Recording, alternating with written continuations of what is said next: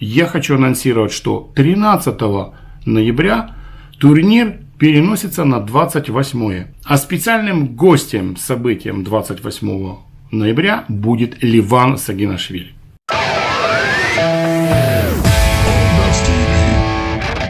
Здравствуйте, дорогие друзья!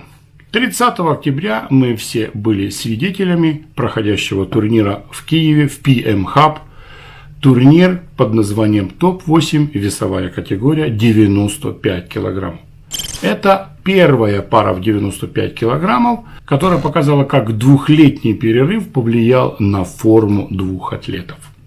Прежде всего, я хотел бы всех поблагодарить тех, кто нас смотрел в прямом эфире на Арбетс ТВ, а также тех, кто поприсутствовал у нас в зале. Пусть людей не было так много, как на предыдущем событии, но тем не менее все мы стали свидетелем того, что происходило на профессиональном столе. А я могу вам сказать, что эти поединки были намного интереснее, чем предыдущие наши. Итак, давайте остановимся на маленьком анализе тех поединков, важных для всех нас.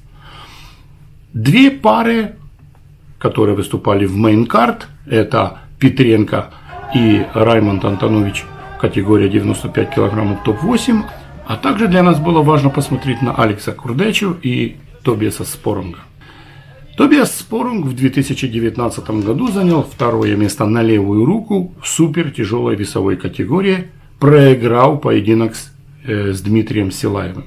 Дмитрий Силаев был непобедим. Но на правую руку Тобиас Спорунг завоевал третье место. И это дало толчок для того, чтобы этому парню организовать какой-то файт. В том же 2019 году во время финальных поединков ТОП-8 Алекс Курдеча выиграл поединок с Рустамом Бабаевым, тем самым занял 7-ю строчку в ТОП-8, Рустам Бабаев только 8-ю позицию. Алекс Курдеча с разгромным счетом 6-0 выиграл поединок в Тобиаса Спорунга, и мы увидели совершенно нового Алекса Курдечу.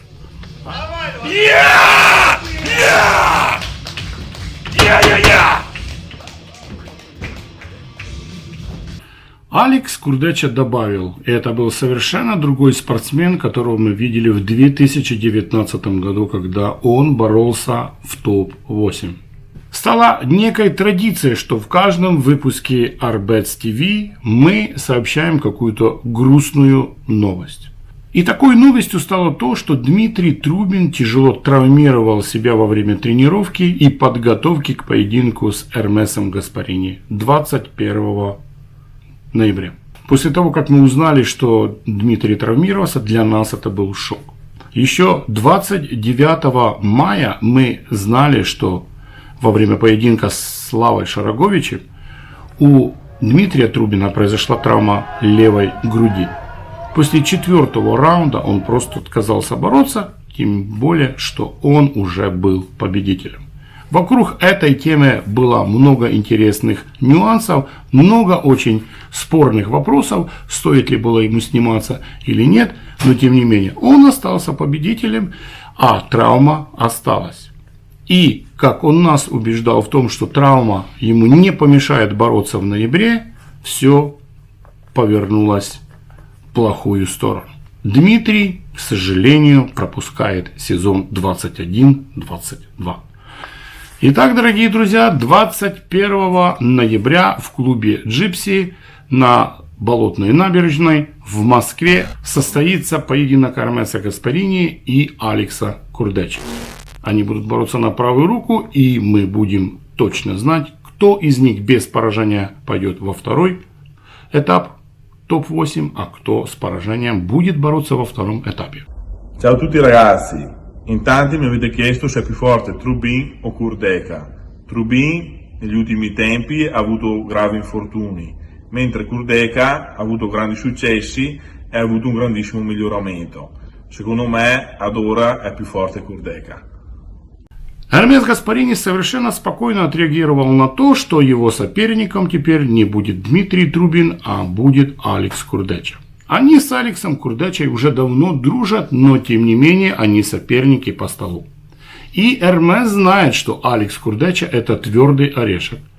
И практически все эксперты отдавали пальму первенства Эрмесу Каспарини. Но сейчас мнение разделилось. Нам стоит дождаться 21 числа для того, чтобы в этом убедиться, кто сильнее.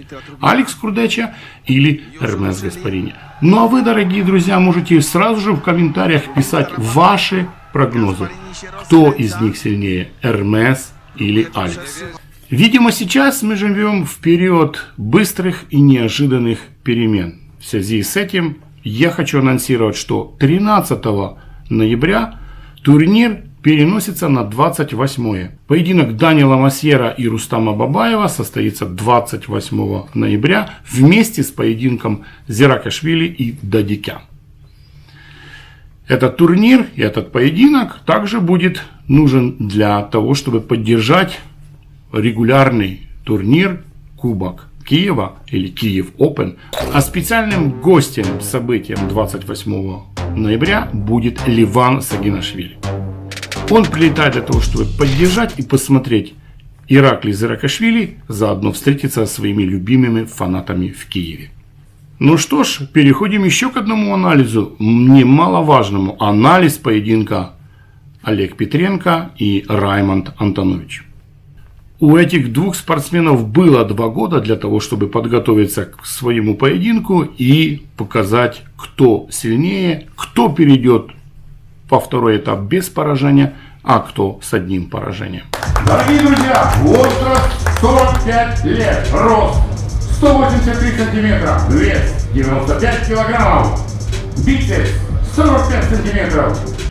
На первом поединке уже стало понятно, что Олег Петренко попал на очень серьезного соперника. Ведь перед самым приездом еще Раймонд Антонович сказал, что он в своей жизненной форме. Такой формы он не имел ни на чемпионатах Европы, ни на чемпионатах мира. Он готовился тщательно. В свою очередь Олег Петренко летом отдыхал и только начал недавно, буквально с сентября месяца, думал, что ему хватит этой формы. Но на самом деле судьба злодейка сказала нет. К таким поединкам нужно готовиться намного больше. С первого поединка сразу было видно, что Олег не сможет в сухую выиграть Раймонда Антоновича. В свою очередь Раймонд Антонович имел очень хороший и сильный бок, боковое движение, хорошую натяжку и крепкие пальцы. Если бы в 2 первых поединках Раймонд не сделал фолы, за которые получил 2 проигрыша, то исход этого события мог быть совершенно другой. Именно этим моментом воспользовался и Олег Петренко. Только 2 раза он уступил в последних 2 поединках Раймонду Антоновичу. Он понял, что бороться в крюк не сможет, а Раймонд бил именно в ту точку, которая сильно болела у Олега. 2 последних поединка проиграл Олег, и тем самым счет 4-2. Раймонд Антонович переходит во второй круг с поражением. В свою очередь Олег Петренко без поражения будет бороться во втором кругу. И теперь для него научка, что нужно подготавливаться тщательно. Перших 2 раунди досить легких були для мене. Потім старі травми мене потурбували, плюс виносливість – це не моя сильна сторона. Я трішки забився. Мои эмоции в данный момент такие, что я чуть-чуть разочарован. Не в том, что был, как выглядел бой, но в результате. Я хотел чуть-чуть позитивный результат для меня. Но какой он сложился, такой он есть. В 5-му раунді Раймонд вже знайшов ключик до моєї боротьби і розкрив мені кість. Я старався притримати. Хотів виграти 6-0, але мені не вийшло. И для него сейчас важный момент, кто же во втором круге будет с ним бороться. Это очень важно. Еще хочу всех любителей армрестлинга предупредить, что Кубка мира среди профессионалов в этом году не будет. Он будет проходить под конец марта, начало апреля в следующем году. Где он будет проходить? Сейчас ведутся переговоры. И одна из стран, в которых может показаться Кубок мира среди профессионалов, это Малайзия. Так что, ребята, настройтесь, что мы можем все поехать на прекрасный остров Борнео и там побороться на всем известном Кубке мира среди профессионалов «Золотый тур». Друзья, до встречи. Не забудьте подписаться на наш канал, поставить лайк и обязательно передать всем любителям армрестлинга, что у нас появляются новые выпуски. А мы вас ждем в следующем выпуске. До встречи.